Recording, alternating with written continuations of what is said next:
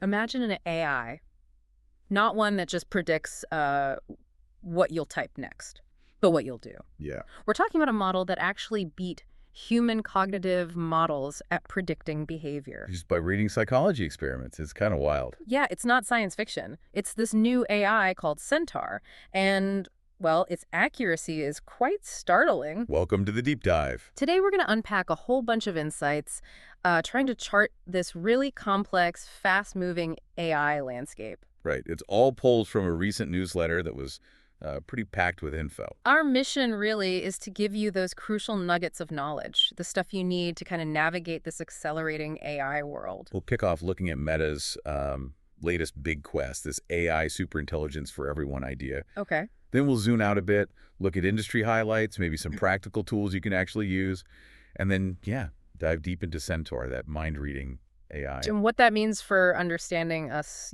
human cognition. All right, let's get into Meta's big claims then. The company that, gave us the Metaverse dream, now pitching AI superintelligence for everyone. It sounds so familiar, doesn't it? It really does. Like that Metaverse push in 2021. Yeah. We all remember how that went. Horizon Worlds ended up being kind of this virtual ghost town. Right, even Meta's own employees weren't really using it much. Yeah, a quiet digital place is a good way to put it. And now Zuckerberg's latest memo talks about AI reels you can chat with, these always-on AI video chats that mimic human expressions. And even AI friends, designed to fill social gaps, give you the feeling of 15 friends. It's quite a vision. It is, but what's interesting, what's different this time maybe, is that while the pitch sounds familiar, Yeah. Meta actually has some real traction. Okay, how so? Over 1 billion people are using Meta AI tools every month. 1 billion. That's just worlds away from the few 100,000 Metaverse users. Wow, okay. That's a huge difference. Huge. And they're using AI coding tools inside the company too, which helps them build faster. Plus, people are genuinely kind of forming attachments to these AI personas. Really attachment. Yeah, it's like this whole new type of social connection emerging. It's interesting. So the fundamental problems are still there, right? These models, they still hallucinate, make stuff up. Oh, absolutely. They invent information. Their reasoning is often, hit or miss. You give them a simple logic puzzle, even a basic game, and they often just break. So that superintelligence part still feels pretty far off, like science fiction territory. Very much so. And if you connect it to the bigger picture, you see Meta is, well, it's rebranding again. Right. And this strategy keeps investors happy, keeps them excited. That's key. And it helps them pull in top AI talent, which is super competitive right now. Yeah, exciting. Helps justify those kind of crazy salaries. So it's partly a business move, attracting talent and investment? Definitely. Less about some sudden breakthrough, more about smart positioning in the market. Okay, so is Meta's AI push fundamentally different this time around? Or is it just, a new label on an old approach? Well, it definitely has user traction this time, unlike the Metaverse. But those core AI challenges, they absolutely remain. All right, let's move beyond Meta then. Look at the broader AI industry, because there's just so much happening. Seems like it speeds up every week. Totally. Take Baidu, for instance. They just dropped MuSteamer. MuSteamer. Yeah, it's a new model. Basically goes head-to-head with Google's Veo. It makes these 10-second video clips. Okay. But get this. Fully synchronized visuals, sound effects, and spoken dialogue. All generated together. It's a pretty big step for multimodal AI, AI that handles different types of data. That sounds impressive. Yeah. And it brings us to some of the, let's say, weirder sides of AI's impact. Did you hear about that job hopper? The one landing multiple AI jobs at once? Yeah. Keeps getting caught, fired, then just does it again. Soft chuckle. Yeah. Yeah, I saw that. It's funny, but it kind of highlights how AI is really shaking up the job market, creating these weird news scenarios. Definitely. And speaking of shaking things up, look at news consumption. Oh, yeah.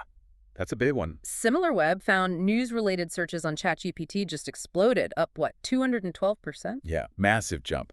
But at the same time, traffic to actual news websites down 26% since Google rolled out its AI overviews. That's significant. A big shift in how people get their information. Maybe a bit concerning. Could be, yeah. Changes the whole information ecosystem. But on the flip side, there are new opportunities. If you're good at spotting AI mistakes and fixing them. Like Sarah Skid, the product marketing manager. Exactly. She's making $2,000 just fixing bad AI website copy. So there's value in that human touch, that refinement. For sure.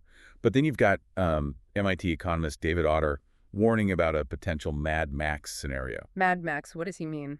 Basically that AI could automate so much that a lot of current skills just become worthless. A pretty stark warning about economic disruption. Wow.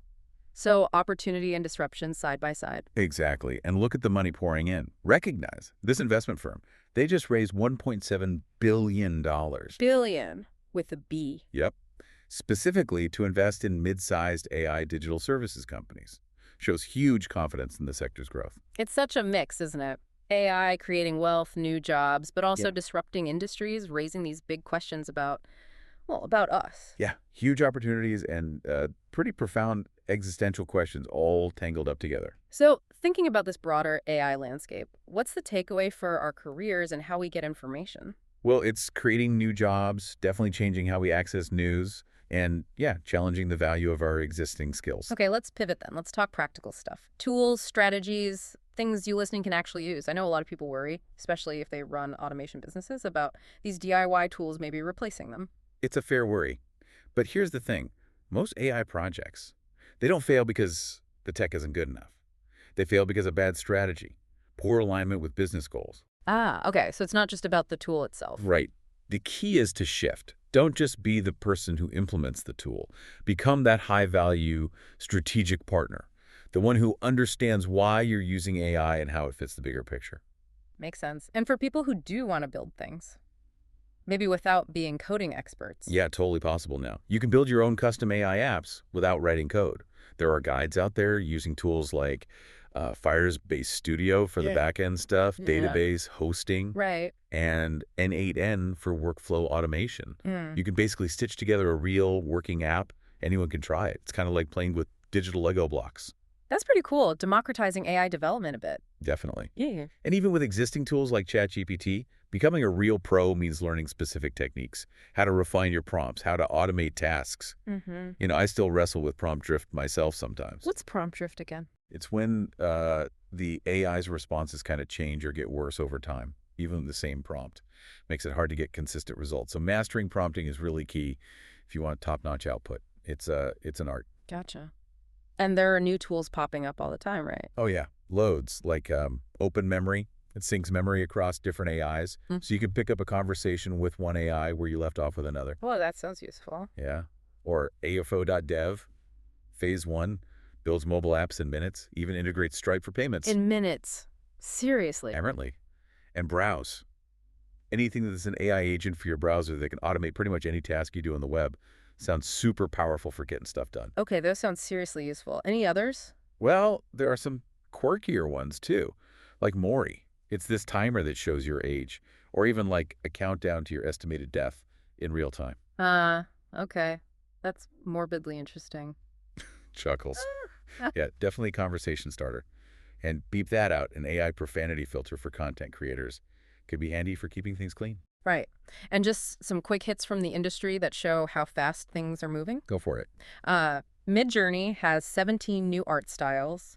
Google finally rolled out VO3, their video model, globally. About time. Daniel Gross, co-founder of SSI, he joined Meta's big AI lab. Meta's trying a new tactic, having chatbots message you first to keep you engaged. Oh, interesting. Proactive chatbots. And maybe the most amazing one, AI apparently gave fresh hope for treating male infertility, like, in hours. Yeah. A huge potential medical breakthrough. Wow. See, the pace is just incredible. These tools are really changing what's possible for everyone. So for the everyday user, how can they best leverage all these new AI capabilities that are coming out so fast? Really, by using these smart tools wisely and, crucially, getting better at understanding those prompt techniques. Okay, now for the part that feels like a pretty big deal, maybe even a little unsettling. Let's talk about Centaur. All right, Centaur. So researchers at Helmholtz Munich in Germany, they trained this AI, and you called it mind reading earlier. It's shockingly good at predicting what humans will choose to do next. How did they train it? Get this, 10 million real choices from over 50,000 actual people across 160 different psychology experiments. 10 million data points on human choice. Yeah. Whoa. Imagine scaling that kind of insight, understanding human decision-making on a massive, massive scale.